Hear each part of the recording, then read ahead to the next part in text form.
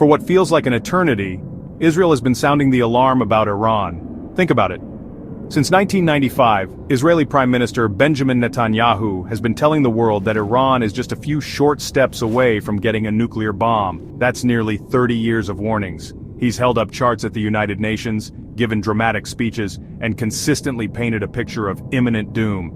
This long-running campaign has been remarkably consistent, with the message always being that time is running out and the world must act before it is too late. It's a narrative that has been pushed so hard and for so long that for many, it has become an accepted truth. This pattern of urgent last-minute warnings isn't new. It's a strategy that has been deployed repeatedly to shape international policy. Critics point out that this sky-is-falling rhetoric has been used for decades to lobby for sanctions, diplomatic isolation, and even military action against Iran. Iran's representatives at the UN have called it a deceitful and false narrative, designed to create fear and justify aggressive policies. It's a bit like a car alarm that has been going off for 3 decades. At some point, you start to wonder if the car is actually being stolen, or if the alarm is just broken. The persistence of the claim, however, has had a powerful effect on global politics. Let's not forget we have seen this movie before. Back in 2002, Netanyahu used a very similar playbook to advocate for the invasion of Iraq, warning about Saddam Hussein's supposed weapons of mass destruction. He testified before the US Congress, confidently asserting that Iraq was developing nuclear weapons. As we all now know, those WMDs were never found, and the war led to years of instability and chaos. This history is important because it shows a pattern of using intelligence, whether accurate or not, to push for military intervention in the Middle East. It raises serious questions about the credibility of the warnings and the motives behind them. This decades-long campaign set the stage perfectly for the events of 2025. With a US president in the White House who was famously susceptible to flattery and bold claims, the groundwork was already laid. The constant drumbeat of alarm created an environment where a sudden, dramatic piece of new intelligence could be the final push needed to tip the scales from diplomacy to war. For years, the message had been hammered home. Iran is a threat, they are close to a bomb, and someone needs to have the courage to stop them. That someone, Israel argued, was Donald Trump. The tipping point came when Israeli officials approached the Trump administration with what they described as interesting intel. According to reports, Israeli intelligence claimed to have new, specific information on the exact location of Iran's highly enriched uranium, the key ingredient for a nuclear weapon. This intelligence was presented as a game-changer, a final piece of the puzzle that proved Iran was on the brink of success. Prime Minister Netanyahu personally communicated the urgency of the situation, framing it as a now-or-never moment for the United States to act decisively and prevent a nuclear-armed Iran from becoming a reality. This supposed intelligence became the justification for Operation Midnight Hammer. On the nights of June 22 and 23, 2025, President Trump ordered a massive military strike. 7 B-2 stealth bombers flew an incredible 18-hour mission to drop powerful GBU-57 bunker buster bombs on 3 of Iran's most important nuclear facilities. Media group, B-2 stealth bomber in flight, aerial view of GBU-57 bombs, military animation of bunker buster bomb drop, news animation of bomber routes at stock at distribute_equally, Fordo, Natanz and Isfahan. The goal was simple and brutal, to completely obliterate Iran's nuclear program. Trump later boasted that the sites were completely and totally obliterated, though international observers and nuclear watchdogs could not fully confirm the extent of the damage to the deeply buried underground facilities. The operation was a textbook example of how intelligence, whether real or fabricated, can drive foreign policy. The New York Times reported extensively on how Israeli officials had lobbied the Trump administration relentlessly, using this new intelligence as their primary tool of persuasion.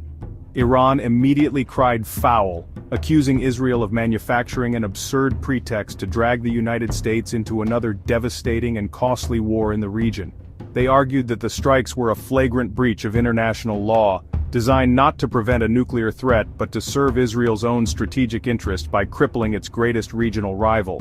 While Israel's representative at the UN claimed the world should thank Trump for his decisive action, many others were not so sure. The strikes were conducted without a formal declaration of war, with Congress largely kept in the dark until the bombs were already falling. This raised serious constitutional questions in the US. The key question that remains is whether the intelligence was a genuine smoking gun or a carefully crafted piece of propaganda designed to manipulate an American president. Given the history of similar claims, skepticism is more than warranted. The strikes happened, but the truth behind why they happened is far murkier. In the aftermath of the strikes on Iran, something deeply unsettling began to happen back home in the United States. President Trump, seemingly emboldened by his military action, started to behave less like the leader of a democratic republic and more like an authoritarian ruler. One of the most alarming developments was his administration's open hostility toward the judicial system.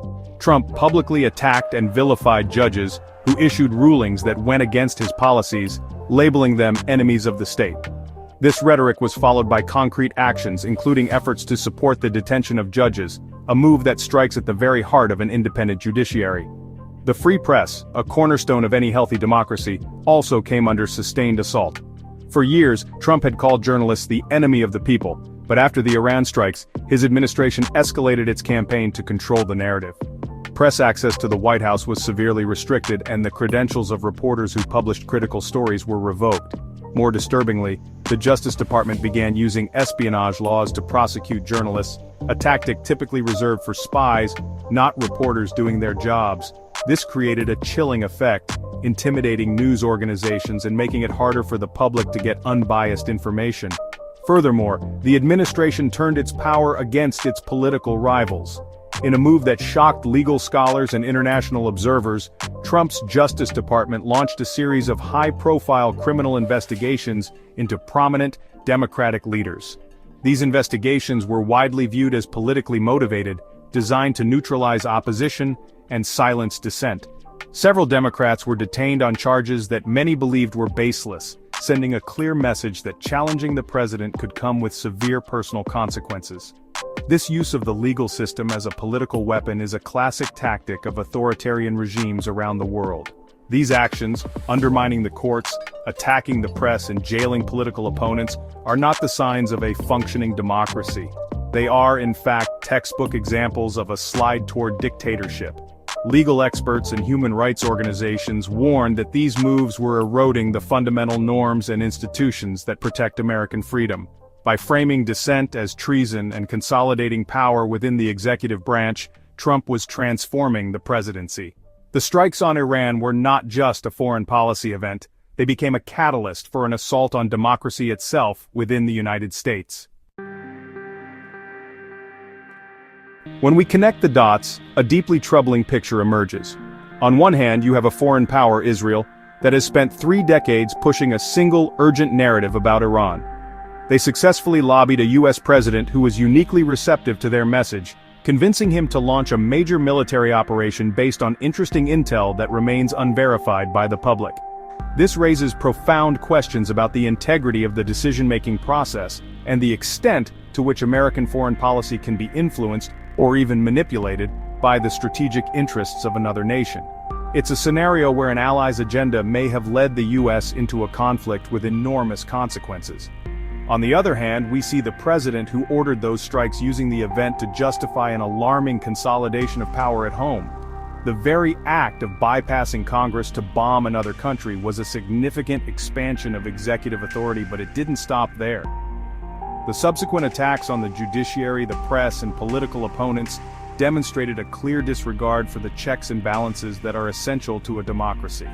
It appears the president saw the military strikes not just as a foreign policy victory, but as a mandate to rule without opposition, treating the core institutions of American democracy as obstacles to be overcome, rather than pillars to be respected.